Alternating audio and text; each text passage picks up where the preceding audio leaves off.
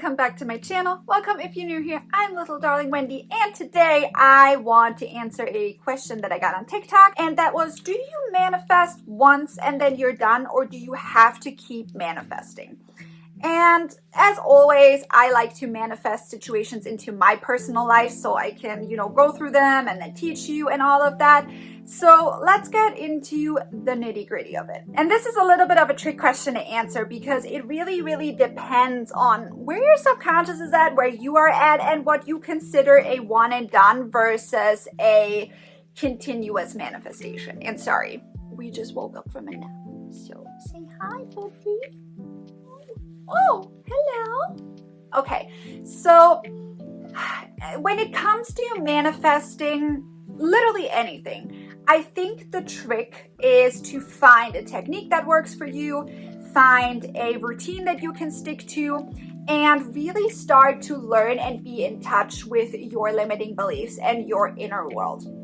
And the more you're in touch with that, the easier it will be for you to manifest something at the drop of a hat versus having to do something for several weeks or several months or whatever the case may be.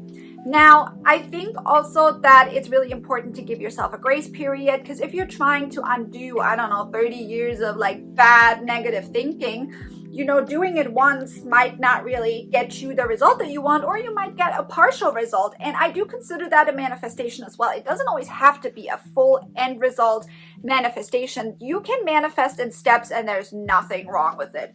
But I do think that we are, especially in the microwave society that we are today. Can you rest now, please? Can you relax? Can you relax, you little devil? In the microwave society that we are, I think that we always want complete immediate results right away. And I just don't think that that's always realistic. And I think that we can really take away from our manifestation success if this is how we see everything. So when you consider having one specific goal in mind and then manifesting that a one and done, yeah, it's absolutely possible. But what I found just through life is that even if you've manifested that one big goal that you wanted, there's always going to be a different goal. There's always going to be a different limiting belief coming up. There's always going to be something different that you want to do or something that you want to add on top of it. Or maybe you're just going to encounter a completely different situation that will require you to alter or adjust your manifestation to an extent. And is that then considered a one and done? Is that considered a continuous manifestation? Because I think that really depends on how you personally see it. I always tell you guys that if you find someone who teaches you this stuff and literally tells you I have the perfect life, I can manifest whatever I want, I have all of my limiting beliefs figured out, and I live the perfect life, that they're dishonest, because that's just not realistic. You're not just undoing your own limiting beliefs. You're undoing what society has taught you. You might be undoing past life limiting beliefs.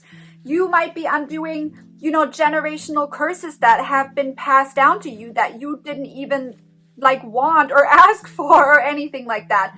So I do believe that there's always going to be something to work on. And realistically, having would you really want a perfect life where you had nothing to do anymore?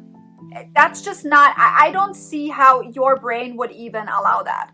Because if you would not ever be faced with challenges or things that you want to change or things that you have to continuously manifest, your brain would wither away and die.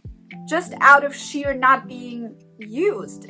I just don't see how that makes any sense. I just don't think it's productive. So we oftentimes see our limiting beliefs and having to do the work as tedious, and frivolous and something we have to do. And why are we have to do this? And then the limiting beliefs from other people and why did we get dealt this deck of cards?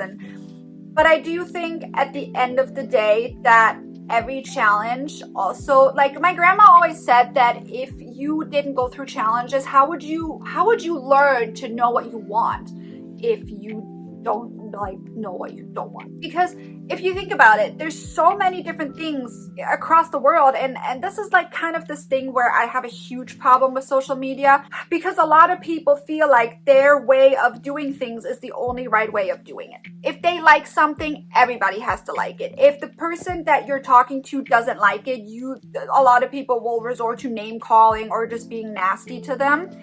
And it's like, why? Like, this is what makes the world go around. I just don't understand what the problem is. Like, just let people be. It's not that big of a deal. If there's certain things that you don't like either, and you wouldn't want other people to call you names just because you have a certain preference. If everybody wanted the same thing, we would be in big trouble, in huge trouble, because that's just not how it works. We would not be able to create our own reality and make things go the way we want to go, because we would be in constant competition with, I don't know how many billion people we currently have. I know the number went down quite a bit during the pandemic, but I think we're still at like 4 or 6 billion or something. Like, just imagine competing with 6 billion people. That doesn't make any sense. So I think that's really important to keep in mind just in general. But when it comes to manifesting one and done, I think it's really important to also appreciate the journey, appreciate the challenge, and appreciate the fact that there are limiting beliefs you have to work through. That you look at it as a journey of like self-discovery, more so than a problem that you have to solve. You know what I mean? We're so tied to problem solving that I think we kind of don't enjoy the path we have to take to get there. And especially if you are someone who is very focused on the end result always, I would recommend you start manifesting step by step.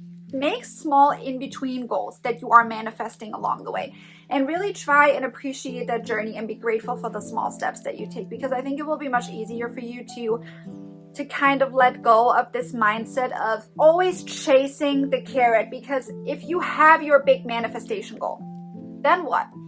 Either you're going to chase a new goal, or you're not going to have a new goal, and then you're going to be sitting there and be like, well, now I have it, but I can't even enjoy it, because it will not fill the hole inside of you. Because at the end of the day, manifestation is about finding your inner self. It's about developing good self-concept. It's about realizing that you don't have to have everything that society tells you you need to. And it's about really finding your own happiness and know that you have the power to change things. And I think especially when it comes to big things like politics or societal things, we always feel at the mercy of people who harm us. And this is why, for example, I made the video about manifesting the Taylor Swift tickets, because it really upset me. And I saw a lot of fans that were really disillusioned and said, you know, she knew, and how could she do this? And why would she do this to us? And I'm just thinking back to myself, because I grew up knowing this kind of stuff. And I was like, she's always been a part of this. Like, you don't get to where she is if you're not a certain person, you don't belong to a certain group. She just knew how to like not make it look like she cared that much, but she always cared. And she always did what benefited her most, because it's her reality. And I think a lot of people are starting to get disillusioned with celebrity, which I think is a really good thing, because they're not above you. They're not special, but having you put them on a pedestal and worship them to an extent, just like you're giving, you know, world leaders and all these kind of people a lot of power, keeps you from standing up to them in a energetical way.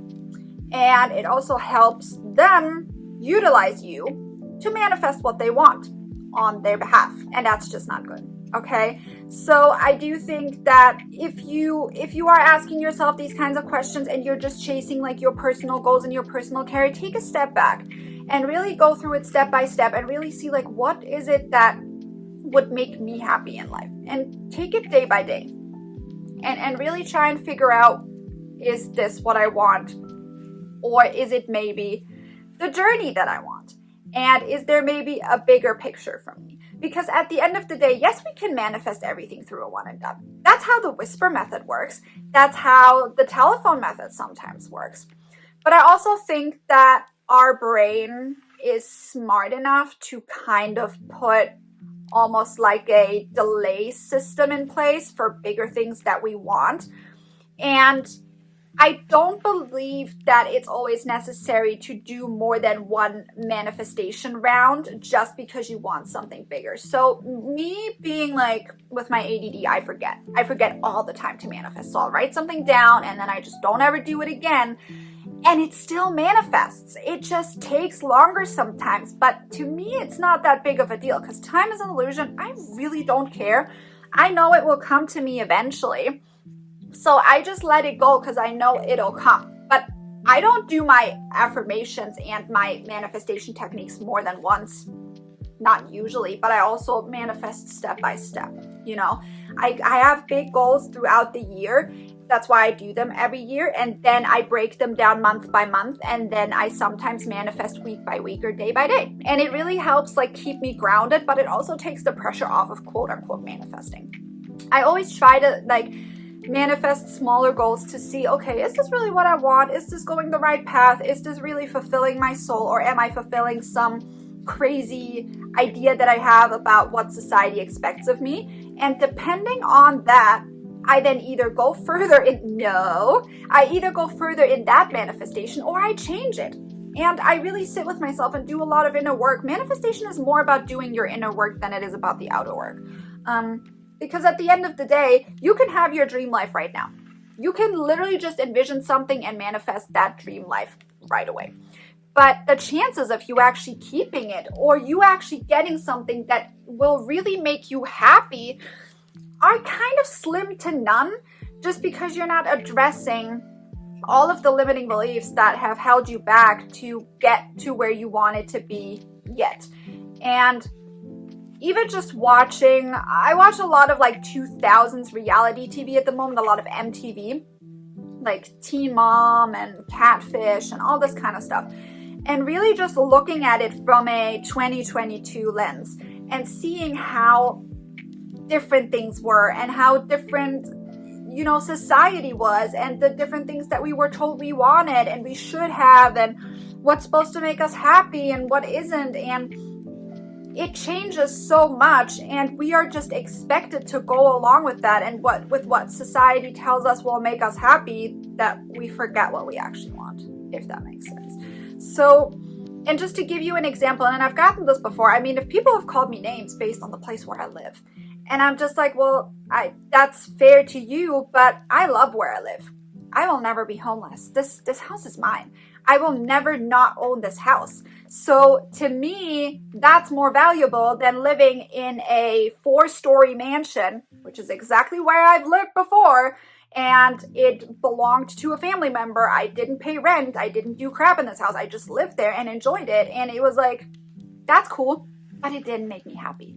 I wasn't fulfilled. It wasn't mine. I just didn't want to. And then even with having the opportunity to even buy a bigger house, I was I want land.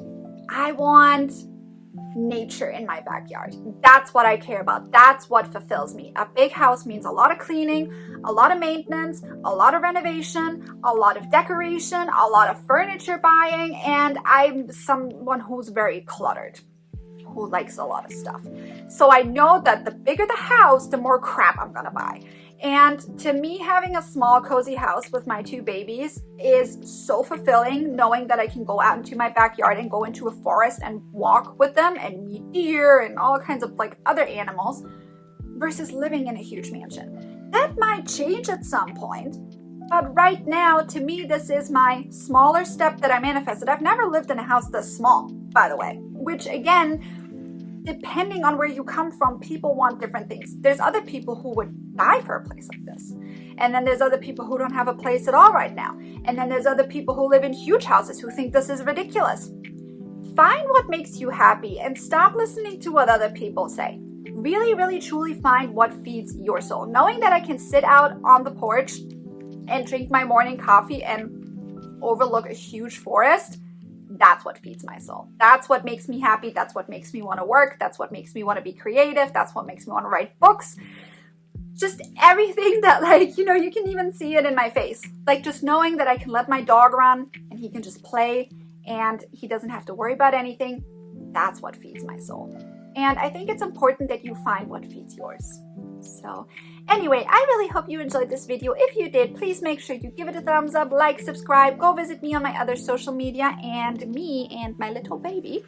We'll see you in the next video. Say bye. Are you showing your tongue? Are you showing your tongue? Look at you. Yeah. Say bye-bye. Bye-bye.